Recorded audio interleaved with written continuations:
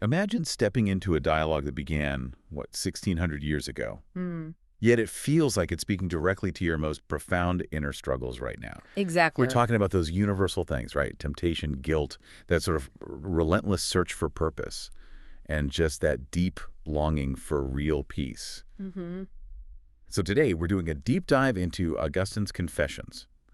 I mean, it's a masterpiece, really. Absolutely. A towering work. And it doesn't just tell a life story. Yeah. It bridges that human quest for meaning with, well, this search for divine truth. It's not just history. No, not at all. It feels alive. And what's really remarkable, I think, is its staying power. That timeless magic, as our source called it. Timeless magic, I like that. Yeah. Yeah. It's so much more than, a dry religious text. It's this raw, really intimate journey of a man wrestling with everything. Everything. Like what specifically? Well, desire, ambition, intellectual pride, Right. the search for love, for belonging. He's incredibly honest about his own weaknesses, his longing. Right, even the famous stealing the Paris incident. Exactly. From youthful mistakes like that to his sort of big intellectual struggles, he puts it all out there.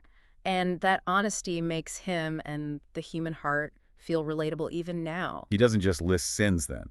He digs into the why. Precisely. He dissects the motivations, the psychology behind them. That's what makes it so profound, I think.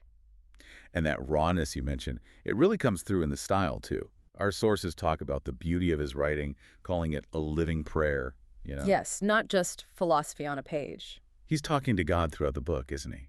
It's intensely personal, vulnerable. Absolutely. It reads like an ongoing conversation. And for anyone, really, maybe especially within the Christian community or just anyone questioning their place, who hasn't felt the power of that incredible line, our hearts are restless until they find rest in God. Iconic. Why does that one sentence hit so hard, do you think, after all these centuries? Well, it's packed with such deep psychological insight, isn't it? He's not just making a statement about God. Right, it feels broader than that. He's tapping into a universal human thing, that sense of incompleteness, that ache for something more that, worldly stuff just can't satisfy. So it's about finding peace not out there, but within, Yeah. aligned with something higher. Exactly. He shows why our desires, when they're disordered, just lead to more restlessness.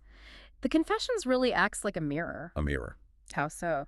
It sort of challenges you, the reader, to look at your own journey, your own choices, and maybe listen for that higher calling that can get drowned out by everyday life. It's a real invitation to look inward. Okay, so this is where it gets really practical for you, the listener, especially if you're on that kind of spiritual or philosophical search yourself. It's a call to action, isn't it? Our source puts it nicely. Confessions doesn't just tell Augustine's story, it helps us discover our own. That's a great way to put it. How does reading his story help us find ours? Well, because Augustine isn't presenting some kind of perfect image. Far from it. He's deeply flawed, and he admits it. Right, he talks openly about pride, lust, ambition, all of it, and how long it took him, how much he resisted what he eventually saw as truth. That vulnerability is key. Especially maybe for those in a faith tradition. I think so.